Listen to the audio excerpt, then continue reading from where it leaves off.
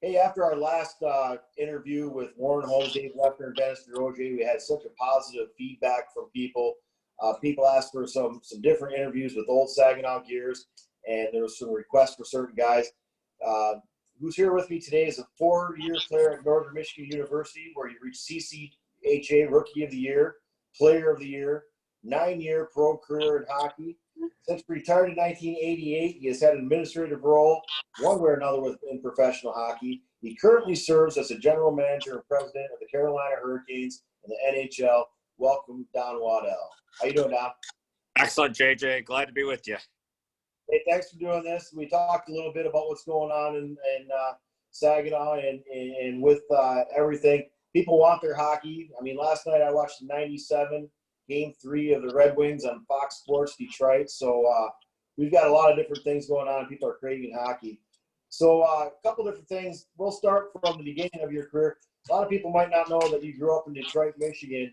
What was the hockey scene back like in Detroit back then? Because now it's one of those crazy hockey towns. Yeah, it wasn't as competitive with all the major organizations that are running their own youth programs now. You know, I played for Little Caesars for probably 4 or 5 of my youth years. And, you know, at that time, that was the biggest program in the city. And, you know, it was very competitive hockey. And, you know, a lot of good players that came out of the Detroit area, but certainly not at the impact as youth hockey has in Detroit today. But certainly enjoyed it and very fortunate to get those opportunities, which moved me up my career. So did Mr. and Mrs. Illich own that then, or did they start that Little Caesars back then? Yeah, they did. It was Mike and Marion Illich at the time, and I played with a couple of their sons, Michael and Ron, quite a few years there as we grew up together. So after that, how did you end up at Northern Michigan University getting recruited there? Yeah, it was interesting. I made some site visits to several universities, including Michigan State. Went out east to Colgate, and you know, when I went up to Northern, it was kind of an interesting story because it was the first year they were going to have Division I hockey. Rick Conley was the coach at the time, and he was down in when I was playing Junior A for Little Caesars at the time. Him and my mom hit it off as far as my mom got a very, very good feeling for what he was all about. I made the trip up there, and, you know, again, we were all going to be freshmen. I can remember my first visit up there. I went out with 2 guys that were very famous at Northern at the time. Tom Izzo, coach at, obviously, at Michigan State. He was there. He was this junior year when I was there. And Steve Mariucci. Oh, wow. You know, both those guys, as you know, were from the UP up there and both went to Northern Michigan. So on my recruiting trip up there, those are the 2 guys I hung out with. And it was pretty good story as we move forward. But yeah, so once I went up there and realized, you know, we had something new to start, I was excited about that opportunity. I chose to go to Northern. Did you have any OHL opportunities at that time, or was it unheard of American going to the OHL? No, there was for sure. You know, the Windsor Spitfires at that time actually drafted me, owned my rights, but I didn't really have, I wanted to play college hockey. I knew some guys that went the college route, you know, from the Detroit area, and they really enjoyed it. So, you know, to me, I don't think I thought about it a whole lot. Made a decision pretty quickly that I was going to be a college player. Nice. You guys must have had a really talented freshman crew. Tom Laidlaw, who's an agent, Jeff Pyle, Joyce, he was in the IHL for a long time. So that was a pretty good job by Conley right there as a recruiting tool.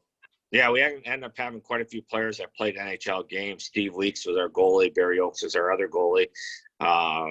You know, we had all freshmen. We had 1 transfer. Eddie Dobbs from Plymouth, Michigan, transferred up there.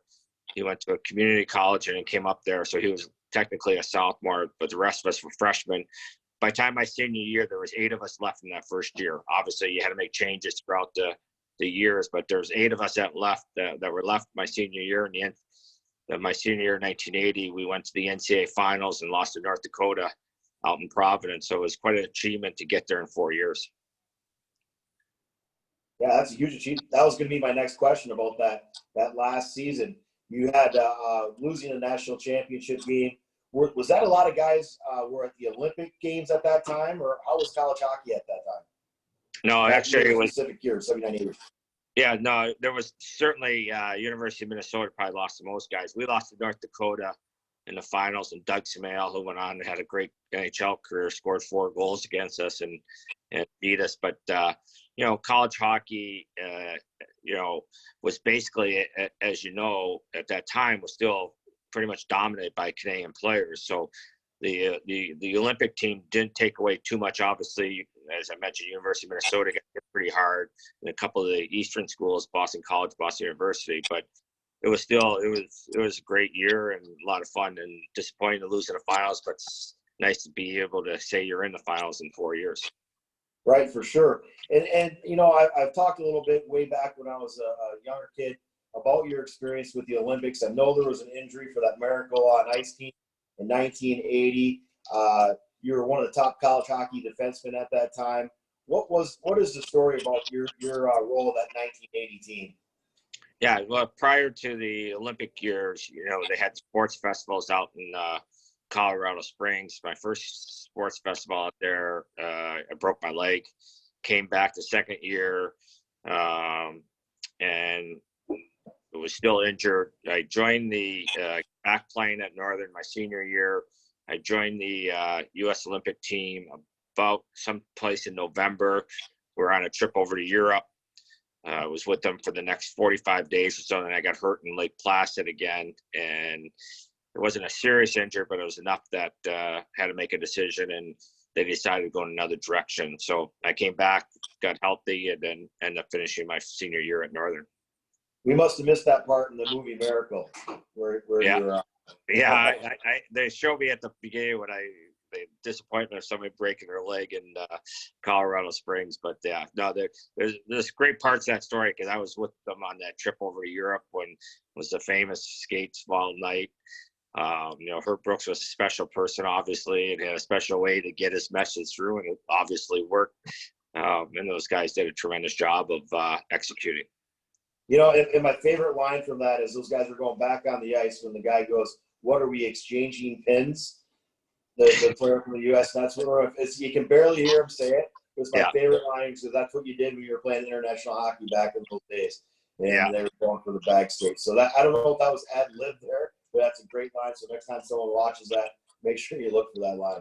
So then in 1980, you end up in Saginaw, Michigan. While you were in Saginaw, you played 117 games. You scored 33 goals, 104 assists. In the playoffs, you played 27 games with 3 goals and 21 assists. Talk to me about how you actually got to Saginaw. I was drafted in 78 by the Kings, turned pro in 80, went to training camp and got assigned to their Central Hockey League team at that time. Their top farm team was in Houston, Texas, in the old Central League. Was playing there, and at Christmas time, our team went bankrupt. Was locally owned in Houston, and so they had a decision to make with a bunch of the guys, and they took the younger guys. It was myself, John Gibson, Claude Laverselle, I think Dougie Keynes, and we all were sent to Saginaw. And I was in Saginaw for a couple weeks, and I got called up and got to play my one NHL game some point in late January of 81. And then we came back to Saginaw and ended up winning the Turner Cup that year. So it was a different year. I got to play in all 3 leagues, but it was a great learning tool. And all my time, I've said this many, many times, my time in Saginaw was a point in my career that when it's beginning, you never know how it's going to end. But I had not only that we won a championship, that we had a lot of fun doing it. Good bunch of guys, a lot of really good guys there.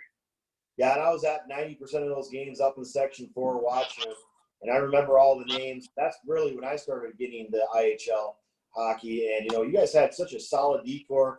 You had Larry Goodenough, who played in the NHL, and I think he won the Stanley Cup, the Calder Cup, and the Turner Cup.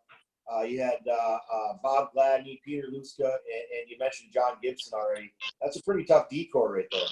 Yeah, it was pretty tough. The one thing about Larry Goodenough is was interesting. You mentioned he won all 3 of those trophies, and he won them in reverse order. He won a Stanley Cup first, and then he won the Calder Cup, and then he won the International League. So it was kind of interesting because there's been guys that have done it, but not in reverse order. So Larry was he's a great guy to be around. He's a veteran guy that nothing ever rattled him, and another fun guy to be around.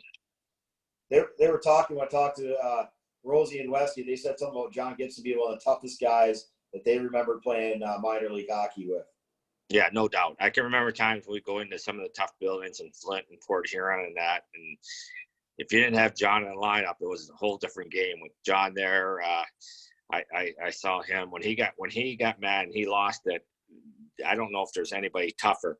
You had to get him going sometimes to get to that point. Other teams try to leave him alone because they didn't want to wake him up. But when he got going, he was as tough as they came. He had the biggest hands I'd ever been around. And, I played a lot with him actually that year on the fence, and it was a nice little safety bodyguard that I had. That's for sure. Made you a lot tougher. That's for sure. There's no doubt about it. Well, my first year there was always a joke because I had 10 fights that year, and my first year there, and I was 0-9-1. They gave me a tie one time because I cut the guy's knuckles open so many times from him hitting me. And I always said that wasn't what they're paying me to do, to fight people. That's for sure. Well, in 81 and 82, you probably had your best year as a professional with 26 goals and 69 assists and 95 points. And you guys ended up, I remember that, you guys ended up losing the Toledo Gold Diggers. I was actually there when you guys ended up losing that season. Yeah, no, that was a great year. We had Marcel, we had Don Perry my first year, and then Marcel Como took over. Marcel was the general manager, the coach, our number one center, the bookkeeper, you name it, Marcel did it. And Marcel is still a friend of mine. He came on and worked for me for a long time in Atlanta.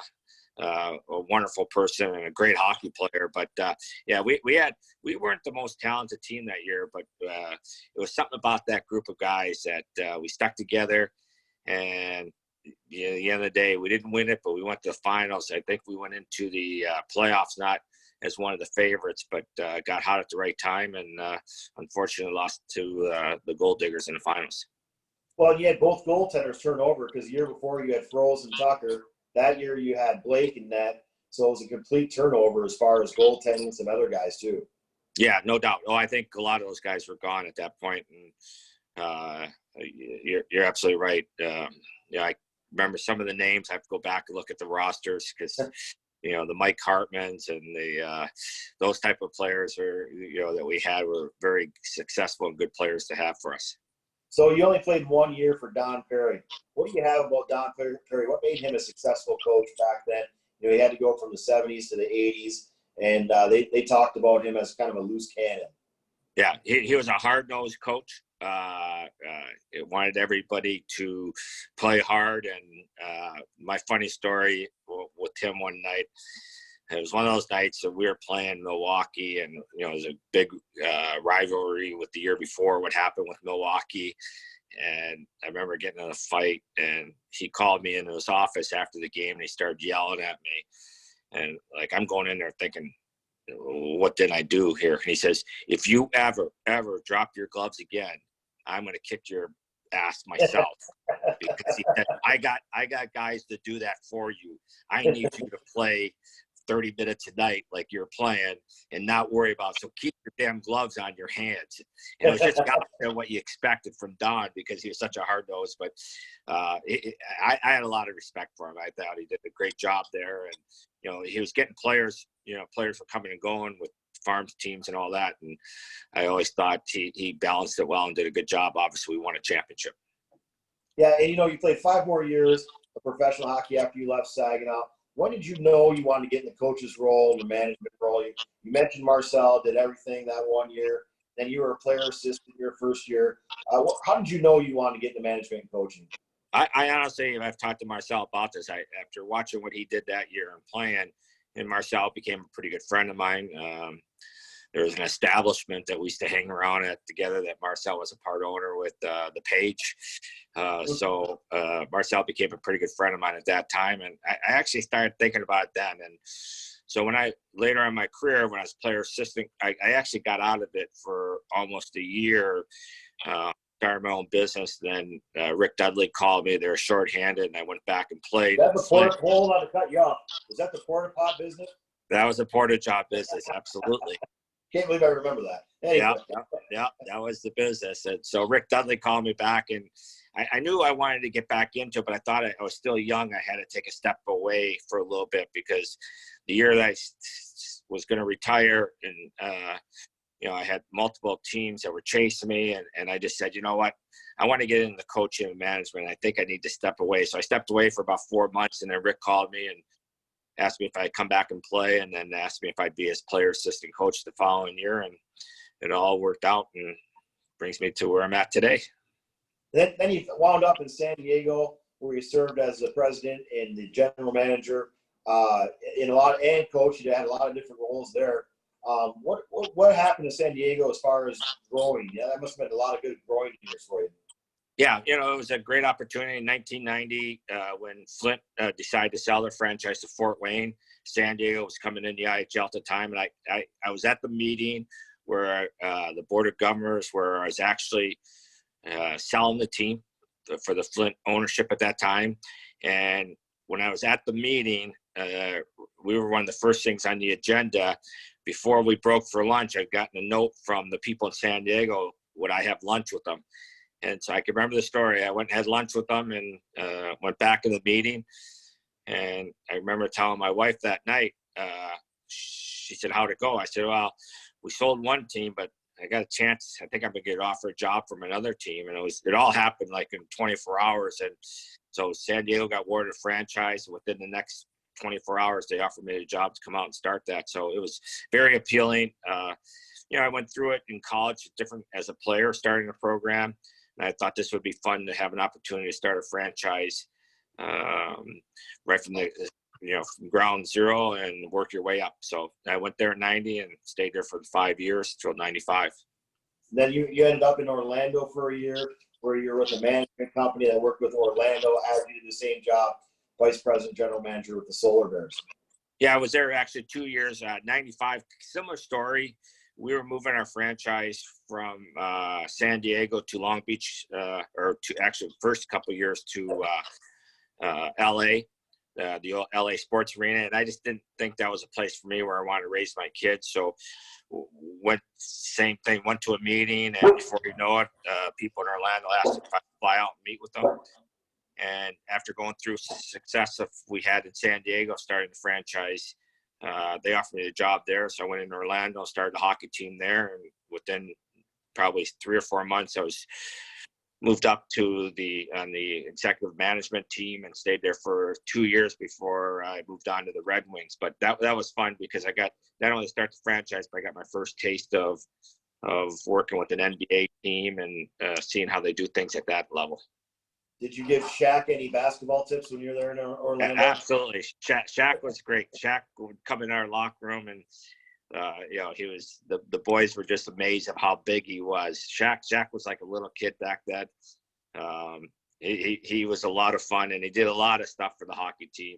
A lot of on the promotional side, and that I've said Shaq was a wonderful human being to all of us, and through all my years, I always wished the best for him because I know what he meant to us for a few years there in Orlando. Yeah, huge personality. And then your first year with the Red Wings is when they were the defending Stanley Cup champions. The year of the tragedy with Vladimir Konstantinov and Sergei Meskanov in the limo accident. What was the handle on the team? What was the demeanor of the team when you got there? Like, it had to be, one, they were excited to defend, but two, just in an unknown state of mind for most of the players and management. Right. I got hired right at that point, that summer, right after, unfortunately, that accident happened. And so I can remember Kenny Holland, the GM, and, sitting in the office just talking about how we're going to have to deal with this and approach it and all that. And, we had great leadership on that team, with Yzerman and Konstantinov, or Fedorov and Larionov and Fetisov. We had great leadership on that team. So, those guys took it upon themselves to make sure the team was mentally prepared. Obviously, Scotty Bowman coaching, one of the greatest coaches, if not the greatest coach in the history of the game, was coaching a team. So, there's a lot of work that first training camp. was pretty sentimental for everything happening. But, again, I give the players tremendous credit for how they reacted. And then we went off and they won back-to-back Stanley Cups that year. So it was a huge fulfillment by everybody to get that done. I mean, I watched that, I said 97 Cup team last night. There's all era players. Like, I was watching Fedorov. He could have played at any time. Konstantinov, if he doesn't have that accent, who knows what happens in his career. I mean, you have Nick Lindstrom, and actually behind me, I have a picture of me and Eiserman, and Lindstrom's my sports room. That there was so much leadership, but those early Red Wings, they built that through draft picks and trades. There wasn't many of those big signings as free agents, which is, I think, a huge misconception of those early teams. Yeah, no doubt. And you got to give a lot of credit to Jimmy Devellano, who went there. If you can remember, Joe Louis, when the Ilitches first bought it, they were giving away a car every home game to try to get fans in the building. And, Jimmy preached to him that you had to be patient and draft correctly and, build through the draft. You can supplement it.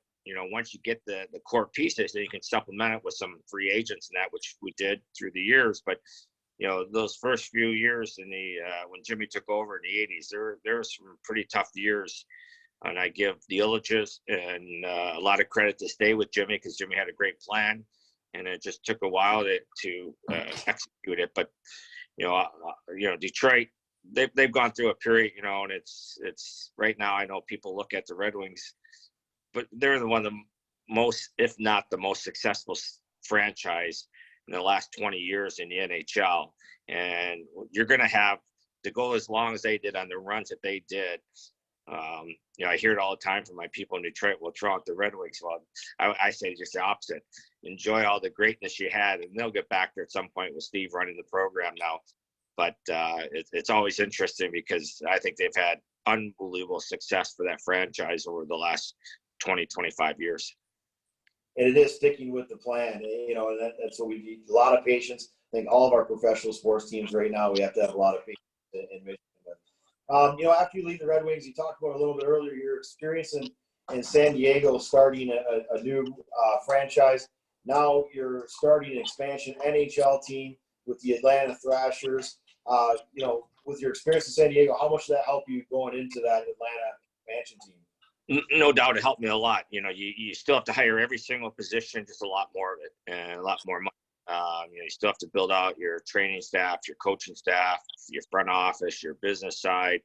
So I think it was a great experience to have that to have that background of starting that franchise, going into Atlanta. And, our first few years, we went through an unfortunate period of time when things were rolling right along and things were looking good. And then, Ted Turner, who was our original owner, ended up getting bought off by AOL, and AOL Time Warner ended up deciding that they own all three of the major four teams there, the Hawks, the NBA team, and the Braves. And they decided that they weren't going to be in the team owning business. And so in 04 or 05, they sold off all three properties. And that was tough for us because we thought we had something good there going. And, but unfortunately, in times, these are things that happen with as Ted was getting older, he felt it was the right thing to do to sell off some of his equity. Just think with the NHL, what they did for Las Vegas. If they would have done that for you in Atlanta, how they handled the expansion draft for Atlanta, that would have been a good deal for you then, huh? Yeah, we joke about it all the time. I mean, we were forced to take so many players with contracts. We took so many free agents just because what was left. The bad part was Nashville. We were supposed to come in with Nashville. Nashville got moved up a year because of the NFL going in Nashville. So Nashville came in the year before. So they had the first kick at the draft in the year before in 98. And then we had the draft in 99. And then 2001, two more teams came in together. So I think that was a little bit disadvantaged for in Atlanta because Nashville had gone through it the year before. Picked some pretty good players, but teams learn. It's just like the upcoming draft coming up in our league now. Teams learn what they need to protect, who they can protect, and all that. So, I said, well, nothing against the players. We had great guys, but the quicker we could turn over our roster, the better we're going to be. And by our second year, we only had 4 guys left. By our third year, we had 1 guy left from that original team.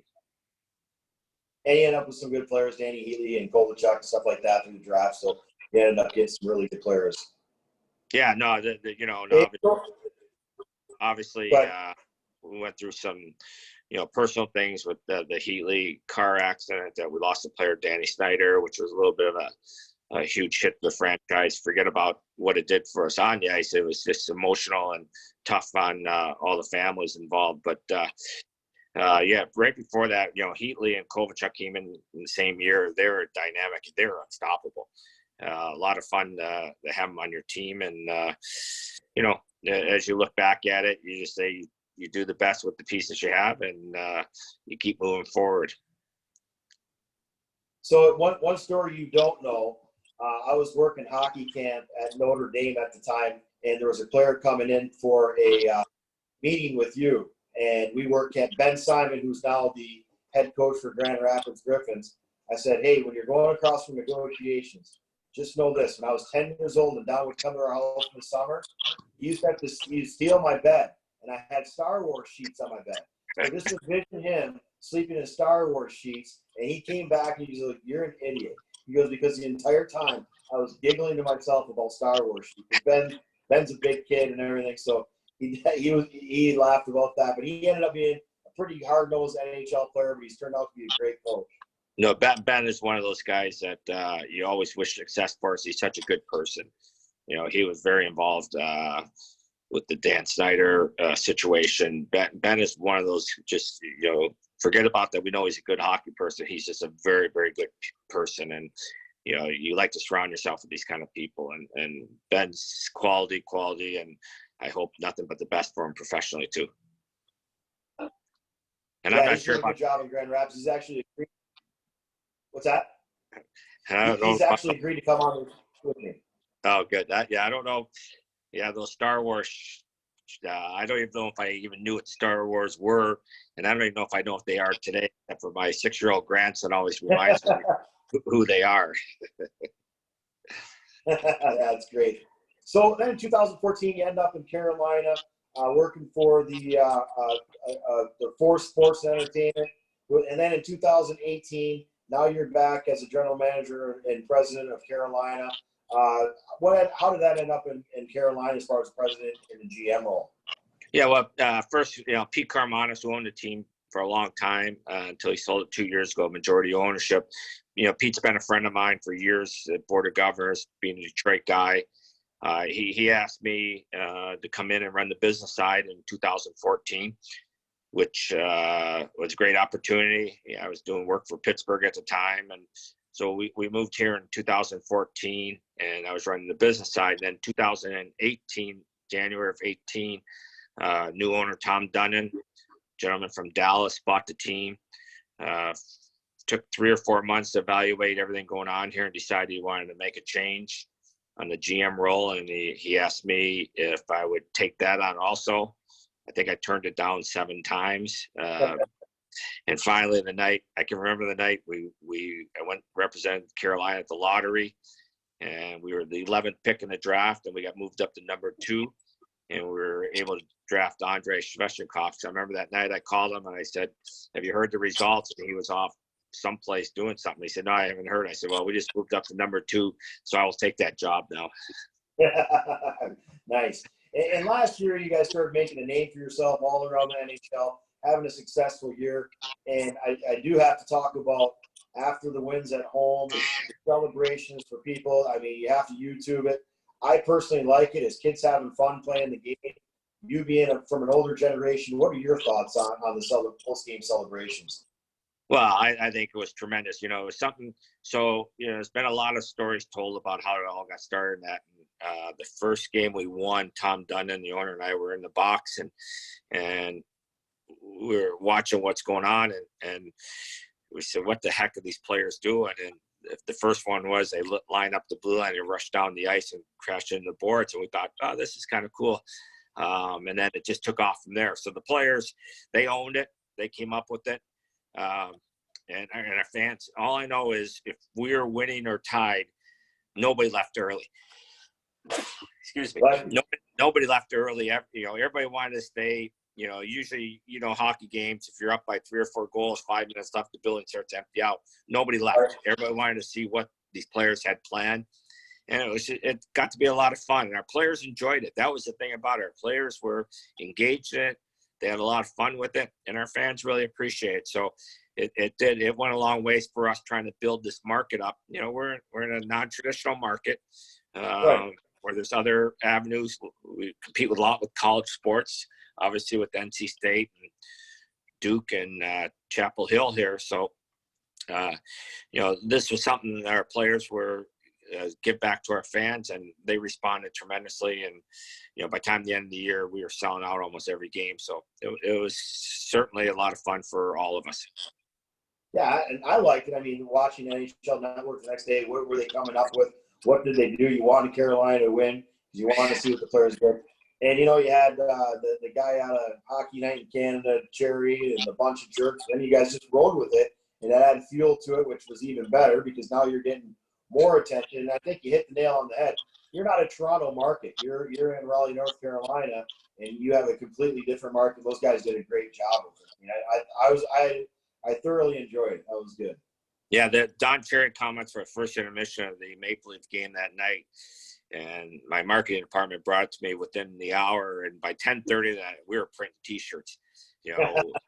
We sold $3 million worth of T-shirts with a bunch of jerks, and we started doing hats and all that. So it actually it lived. I didn't know how long that would live. It lived the entire year, and it actually lived into this year a little bit. We stopped promoting it, obviously, because we were looking for something new. But my marketing department did a tremendous job of jumping on that. And then this year, we had the whole goalie situation in Toronto. We lost both goalies, and we had the Zamboni driver come out as our goalie. And so we had another opportunity to market it. And so we've been handed some pretty good things, but my marketing team's done a great job with it. Yeah, for sure. And now, let's talk a little bit about that goalie situation. They're talking about having an emergency third goalie or being able to carry a third goalie on the roster because of that. Did that get voted down?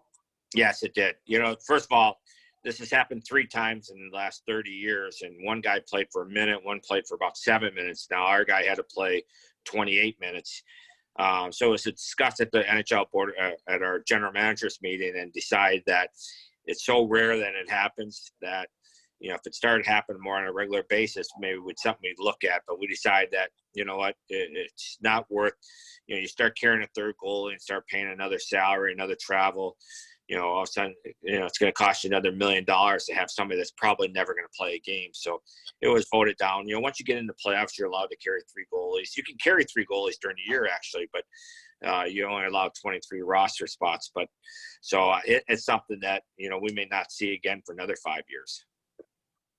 There's a guy who used to play in Saginaw who scored on 3 different goalies in the same game. Mel Hewitt scored on 3 different goalies in the same game. That's true story. It's pretty impressive because he probably I got a couple great Mel Hewitt stories we played together, but Mel was a unique individual for sure. He probably scared the hell out of him. He probably hurt the other 2 goalies while he was scored the goals. But you want to talk about a guy that had some skill, but also had the physicality. That was Mel. Give me one good Mel Hewitt story off the top of your head here. I was the player assistant coach in Flint, and Mel was playing for us, and we were practicing. And in practice, Mel was the hardest trier there ever was in practice. And, he probably thought he was a better player than what he actually was.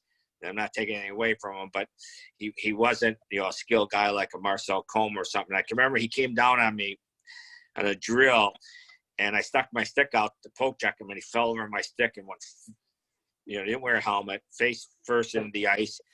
And he got up, he threw his gloves off, he looked at me, and he realized I'm probably not the guy he wants to come after being the assistant coach also. So he picked up a puck, and he's chasing me around the rink with a puck. He's trying to throw this puck at me until teammates got in. And it was pretty funny. It was with Mel. He was another character guy. He to sit and listen to him tell stories.